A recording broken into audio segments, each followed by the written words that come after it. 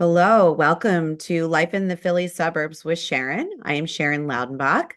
I am a wife, a mom. I'm a resident of White Marsh Township, and I'm a real estate agent with Compass Real Estate in the Chestnut Hill and Ambler offices. So, this podcast is here because I have lived in the Philly suburbs my entire life. I grew up in Lower Merion, and then I've moved to White Marsh, and we've lived here in White Marsh for 20 years. I've been a real estate agent for the last 10. So I just have met such amazing people along the way that live and have businesses in the area that I've decided to start this podcast and bring it to all the listeners in the Philly suburbs. For just a moment, I want to give a little bit of realtor wisdom for the day. Today, I'm going to talk about when we list houses, the day of the week that I like to list houses. Different agents do different things, but I prefer, and I've had a tremendous amount of success by having my listings go live active, sort of as coming soon on Thursday for showings to start on Friday and open houses to the public either on Saturday and or Sunday. But what that does is it gives people a little bit of time to prepare, to look through all the pictures, drive around the neighborhood, get familiar, and then call the real estate agent and set up a private appointment through the long weekend. And these days, the houses are selling in 3 or 4 days. So that tends to be the whole kit and caboodle. But that is my plan always to start a listing Thursday, which means I do have a listing coming tomorrow. A great one I'm just going to talk about really quickly in Lafayette Hill at 14 Gumtree Road in Lafayette Hill. It's the old reserve, we call it. It's a really nicely sized house. It's about 3,800 square feet plus a finished basement. 4 bedrooms, 2.5 baths upstairs, plus the basement has a bedroom, full bath, and a half bath. Really cool, groovy bar, beautiful outside. Recently remodeled kitchen, brand new bathroom. So it's a good one. So let me know if you have any questions. Reach out to me if you have any questions about that house in Lafayette Hill. Now, moving on to our guest. Today we are talking with Debbie Blume. Hi, Debbie. Hi. Hi. Debbie owns Blume College Consulting. She works with students and families in a one-on-one setting to complete college essays and assist with the college application process. Debbie now lives in Plymouth Meeting, ironically, just a few miles from me. We did grow up together. We went to high school together. And I think I figured out you're 1 year younger than me, right? You graduated high school 87? Yeah, 80, no, 89. no, 90.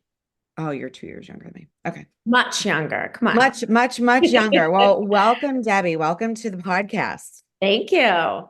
Yeah, so I want to start out by asking you to share with our listeners a bit about you. Tell us about you, how you ended up in college counseling. And since you and I were talking a little bit, I found out there's a pretty long backstory. So you can take us through it. You can take your time and Right. go through it. Okay. So I did take a bit of a circuitous route to get here, which I think is probably pretty true of most people in our generation, lots of different iterations of jobs or whatever.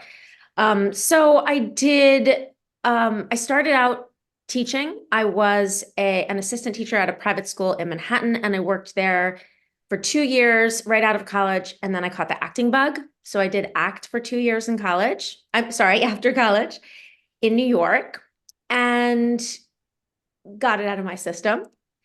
Then I moved on and I came back to Philly and I got my master's at Penn in education. And really, the bulk of my career was teaching fourth grade in Haverford School District. I loved it there in Havertown. I taught fourth grade there for about 10 years. At the same time, I was working on my doctorate at Penn, and I thought that I wanted to be a professor. So I got my doctorate in teacher education. I quit my teaching job that I loved, and I did adjunct in a number of colleges, and I realized just how political it is to get a job, just how political it is to have a job as a professor. I didn't love it. I didn't see openings that were interesting. Colleges just wanted adjuncts. And but I did start to become really interested in the process of how kids apply to college, decide on a college, how they wind up at a certain school. And I was in Florida visiting a sorority sister, and she from the second she went to Penn with me and then went to Harvard Business School. And from the second she graduated Harvard Business School, she started this college counseling business. She has a huge business with tons of people working under her. And it just sounded really interesting. So I started taking classes and I wound up doing a full certificate program through UCLA online. Right. I got my certificate in college counseling. I did my internship hours at Germantown Friends, which was really cool. Yeah. And the ball just started rolling and really never stopped. It's a really, in my experience, it was very easy to get into, and it's really easy to find clients, to be honest. Oh, wow. I I wasn't am. expecting to hear that. So okay, before we get into that, Mhm. um, just because I'm so curious, tell me about the little 2 years in acting. Oh, so for me, as a kid at in middle school, I was doing the plays. I didn't really do them at Harton, but I loved them in middle school. I think at Harton, the issue was that I was on the crew team, and it was, the plays, you kind of had to be in the fall and the spring play to kind of be part of the crew there. Um, Right. but when I moved to Manhattan, I was going to plays. It was, it's all around you if you're someone Mhm. who's interested in it. And I got into the master's program at Penn, but I called my parents and I said, I got to try this. And they were like a little freaked out. And then they said, you know what? Give it a try. I mean, what's the worst thing that could happen? So Oh, I I love really that. spent, yeah, it was really cool. I really spent 2 years and all I did was off Broadway stuff. But you know what? I grew a lot. I learned a lot about myself. I think I changed as a person, and then it was out of my system. Yeah. You got the New York, the whole acting thing out of your system. Right. Yeah. And then you went into like, then you went into academia at the college level where you found all this politics, right? That Yeah. Well, politicking. first I taught in public school, which I loved, and it Right. was really amazing. But I didn't always see myself teaching for 30, 35 years in a public school. I just didn't. I don't know why. So tell me, your friend did, your friend was telling you about her business that took off, quite easily. How is that? Because I mean, as a realtor and in many entrepreneurs, that like our biggest struggle is finding clients. So how is it that you're finding yeah, I don't think it's easy for everybody. I think you must have something going. It's funny. I was just listening to a podcast and it occurred to me that I don't do a lot of marketing. Mhm. I did in the beginning. And truthfully, I don't even think that's what got me clients.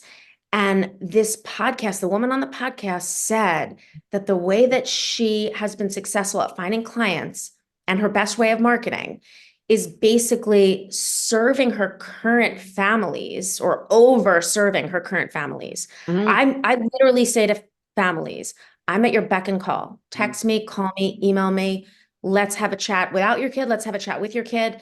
It's, I'll help you in any way that I possibly can. And I Yeah. really, really do try to not take so many clients that I do have that time for people. Mm. And I think that some people like that personal touch. And so they talk about me to their friends, and that's how I get clients. Yeah, so right, word of mouth is always going to be the best. I mean, I was Yeah. just on the phone a couple of minutes ago with a potential new buyer client that was referred to me by like a guy I know because his family owns the local sushi joint, and they Right. referred me and I forget the point of what I was going to say, but I do all that extra. Like and I'm Right. not, oh, I know what I said to her because they're moving from Oregon. And I said to her, you're going to work with me and only me. Like, I don't have a team. You don't meet me now and then lose me. Like, you work with me. My sellers work with me from the minute they think about selling. They have me come in. I tell them, where and go and all the resources that they need. So, that's the way to do it. It's That's good funny, business. Sharon, because I say the same thing. There are a lot of people who do what I do that farm out certain parts of it. They farm out the essay work, or they'll work with you on the college list, but someone else will prep you for interviews. I really Right. do all of it. And I'm not saying those models are wrong, but in my model, I think I am kind of over serving clients, and that's how I get more business. Yeah. Yeah. No, I think that's a great lesson. I think it's awesome. How do you stay current? This is like from the old mom and me. So, how do you stay current with changes and trends in higher education, including the admission requirements and processes? What's the trend today with schools regarding SAT, ACTs or not? So, my kids are already out of college, but what's current? Right. So how do I stay current? Webinars, a lot of webinars, right? So I belong to a professional organization called IECA, and I am actually one of the three co-chairs of our regional Philadelphia group. Oh, So I'm now reaching out to people to set up webinars. I just spoke to the admissions rep from the University of Denver yesterday, and he's going to do a webinar for our group. So, and then we also will have people talk to our group like about, athletic recruitment or, and people within our group. If you have a specialty, why don't you, present to us and teach us a little bit about that. I'm also going to, in May, I'm going to Mohegan Sun in Connecticut for the IECA conference. And we learn a lot, there through people all over the country. So I do tons and tons of webinars. There's lots of learning opportunities. yeah. The SAT ACT thing is really the test optional thing has muddied the waters tremendously. It is one of the hardest parts of our job to figure out and help students and families figure out, do I send a score? Do I not send a score? It really has become tricky. And the trend I see happening, which I've only been hearing about for the last maybe 6 months, is that schools are jumping back on the testing bandwagon. Okay. So not every school, big schools, because they have so many applicants, and highly selectives are definitely jumping back on that bandwagon, but they're also putting more emphasis on AP test scores. So if you maybe some schools have even started to say, if you don't want to submit your SAT or ACT, give us some AP scores. So these AP tests are maybe starting to be a little bit more important. Didn't they Which I think always get the AP tests? Didn't they always get the AP scores, or did you have to? Well, I remember you had to pay extra to make sure that they were submitted, if I they did. recall. Well, there's a lot of self-reporting now, actually, which is nice. You can self-report a lot of things, which is free on the Common App or on these Okay. different self-reporting websites. But AP test scores haven't ever really replaced the SAT or ACT. Now, some schools are starting to say, if you have, I don't know how many tests that are 4s or 5s, we'll take that in place of these SAT or ACTs, which is interesting. So I think that's going to be a trend that we see, which I'm sure the tutoring companies are really happy about. So Yeah, I'm yeah. sure they are. It's all Yeah. a business. It's always been a business. Yeah, it is. It is. Yeah. I mean, I'm part of it, but yes. Yeah, I mean, yeah, okay. So, all right, let me keep moving on. Since you are on a realtor's podcast, do you believe the school location influences or affects the student's decision on the school they choose? I really, really want to say no, but I would be lying. I would absolutely be lying. So there's a lot of facets to this. First of all, so your kids went to PW, yes? No. Yes. Yeah. Yes. So But my you're kids, saying that I went here. Yes, my kids all went to PW. I have one in PW and I have one who will be going to PW. PW is a wonderful high school, but we're surrounded by communities of, higher ranked high schools. And I hate rankings. I hate them, hate Okay. them. But there are higher ranked high schools all around us. Yeah. And the truth is, I get to work with students from those high schools and I can see they show me their Naviance, Yeah. which shows us the trends in what schools are taking students from these different high schools. And those high schools do tend to do better with higher selective schools. Do I think you have to go to a highly selective school? No, I'm just saying, also private schools.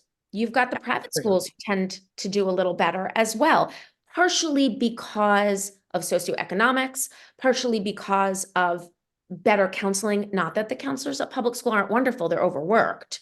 Yeah. Oh my God. So, yeah, so partially because of all of those things, right? So I do think it matters. Having said that, you can't send your kid to a certain school hoping that they'll get into a certain college. It just doesn't really work that way, right? Yeah.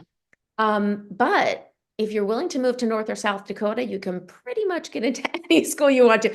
Every college will say, we have students from 49 states except for one of the Dakotas, they all seem to say that. I don't. So, I've had students in Ohio and they actually tend to do a little better also than my Pennsylvania students. So if you're in a place with I've sort of seen less, yeah. a couple things like in terms of like location and weather and region is number one, when we were growing up, Mm-hmm. um, me and so many people, I feel like everybody went north or Mm-hmm. Michigan, but we didn't really go to southern schools when we were growing Right. up.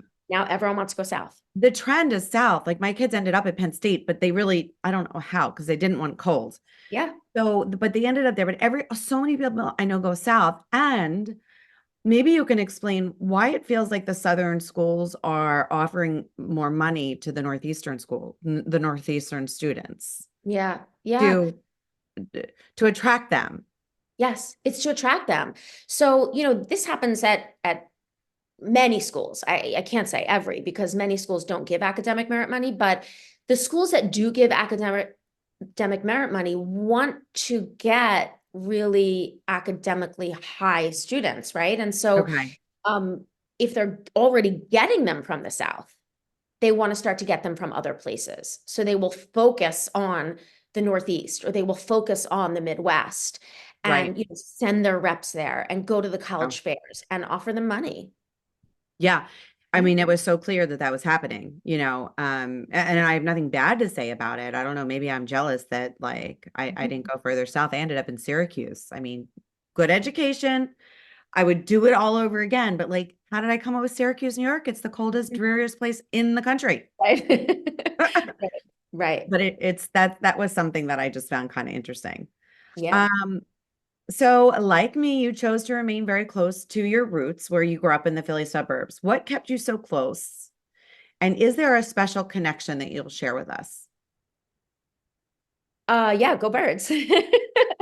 I mean, I'm kidding, but I grew up here, loving the place, loving the culture. I mean, you know, watching Jason Kelsey retire yesterday, maybe people from the area don't really get it, but there's just something special about Philadelphia. And I'm also very close with my family. Yeah. So it actually really, truly never occurred to me to stay in New York. I was there for 4 years and that was enough.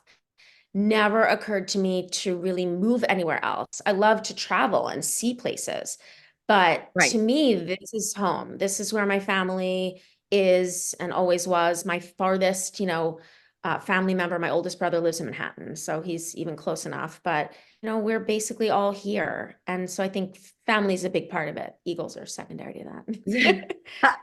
Very close to you. But so people that know me that are following the podcast, if you're not a Philadelphian, you don't fully understand. People that live here now have heard, that we don't really transplant anywhere else.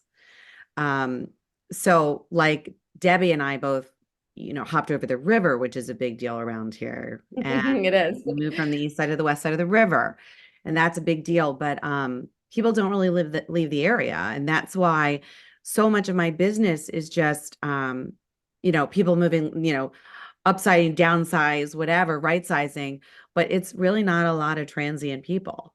Everybody Right. is Right. local, and even I'm an empty nester, and even most of my empty nester friends now that are selling the family house because it's a great seller's market, and the kids are pretty much gone, and they're taking the opportunity. Most of them are moving either to the shore or in town. Right. Right. Nobody leaves. Right. No. I mean, I don't want anybody to leave, but yeah, my whole family's here. My husband, his whole family is here. His one brother did move to North Carolina, but Philly and the burbs, it's just such a strong community, great school systems, great airport. Like you can really do anything here. Great. Philadelphia has just, like you say, the arts. I mean, it's not as big as New York, but there's still a tremendous amount, and the restaurants here are amazing. Amazing. Yeah. Yeah. I Yeah. mean, our public system of colleges has a little to be desired. I mean, if you're in Florida or even North Carolina, I think you can get a much better deal than California. we get here. California, it's still hard to get into the schools for them, Yeah, but that's true. we don't really get much of a deal. But other than that, yeah, yeah. We get no deal. I mean, we get a grade. If you're part of the Penn State system, it's such a great. All three of my kids went through. They're all on main campus. They all had an amazing, amazing time, except for losing, a year or two in COVID. Right. But it's true. People that are in Florida, like they never would leave Florida for their higher education schools because they're amazing and they're like way cheaper than Penn State main campus, Yes, yes, like less than half. yes. They get great deals. Yeah. Do you have any, what is the reason behind that? Do you understand? Because I don't understand. Yeah, I don't have a good understanding of how the state systems all work, but they're all different. I mean, our system has tiers, right? Like Penn State is in one tier, Temple's Yeah. in another one. So it's, yeah, I don't really even understand how that works at all. Yeah. I didn't even understand that. So, yeah. So, as we're getting closer to wrapping up, tell people how they can reach you because I also want you to mention, I mean, besides your direct contact information, but also if they are in college counseling, right, how they can find you and any of these seminars that you run. Oh, you mean if there's an independent consultant? Yeah. Okay, so all the things that I do are really through IECA, which is Independent Educational Consultants Association. Is that Okay. right? And IECA is wonderful. And they, some people belong to a different organization called HECA. But people actually have found me. I'm a professional member of IECA. If you go on IECA, you can look up your zip code and sort of try to find someone in your area. So people have actually gotten in touch with me that way and really don't have a personal connection to me. Otherwise, like I said, it's a lot of word of mouth. But I used to have a website and I realized it wasn't serving me and I didn't need it. So Oh. I'm just, shoot me an email. I'm bloomcollegeconsulting.com, Blume. And And that's you're really, on LinkedIn. I barely go on there though. I was just talking to my husband about that. I barely ever go on there. I turn more people away than I work with each year, Okay. which Well, is, weird too. well, it's meant to be. Right. It's how your Again, I business want to model is meant to be. overserve the families that I do have. I really feel strongly about that. And tell your husband I say hello, by the way. I will. I will. All right, so it's time to turn the tables. You get to ask me any question that you want. Go ahead. Okay. So there's a little backstory to my question because when I was a teacher, people always used to say something that after a number of years I realized I didn't like. Teachers often say, don't reinvent the wheel. Hmm. And I've realized I really don't like that as a career, telling people to do that in their career. I am constantly looking at my processes and looking at the way I serve families and students and trying to figure out how I can do better. Okay. So I know I have a goal for this year, and I'm just wondering if you have a goal for your business this year. Thank you. Oh, I do. I have a goal of selling over 10 million in real estate a year. Um, it's not the easiest goal. In my 10 years in business, I think I've done it 3 times. Last Wow. year was not one of them. It's very slow, right? In our business because we are really struggling with inventory. So, anybody who is even thinking or knows of anybody thinking about selling now couldn't be a better time. We really are struggling. We have multiple offers on almost every single listing that we have, which is very frustrating working with buyers. But my goal, so as you know, this is my second career. I had my first career in the family business. So um, don't tell my husband, but I kind of think of this a little bit as like my career towards retirement. So I don't want to become sort of like you. I want to keep control of my business. I don't Right. want to have a large team. I do have one lady that works with me and under me, but she really runs her entire own business and I run my business and I don't want to have a team and everybody, my clients are going to work strictly with me. So I do have a style, besides wanting that level of business and sales. I have a style that I want to do. I want to have flexibility. I want to be able to travel like I do now, and everybody gets fit in. I really do work directly with my people. And I think that the thing you'll hear about me is I'm far from perfect, but I communicate very frequently. I try to communicate with every person in their way that they need because everybody is unique. Um, and I love helping people with home ownership, whether that's buying or selling. So I do love what I do now. I loved selling luggage for a long time, but now I do really, really love the industry and what I do now. My dad always loved your guys' store. Oh, thank you. We miss it. It's been over 10 years. I Yeah. know. I can't believe it. So, but thank you for your time and thank you for that question. I appreciate it. Yeah. And again, so you can reach Debbie Bloom at bloomcollegeconsulting.com if you have Gmail, any at follow-up Gmail. I'm sorry, at Yeah, Gmail. I got rid of my website. It just wasn't, I didn't need it. That's a Yeah. crazy thing. It's a crazy thing in today's world. Yeah. To reach me, you can find me on all the socials at Sharon Loudenbach. My website is sharonloudenbach.com. And thank you for listening in today. And hopefully, we'll see you next week. See ya.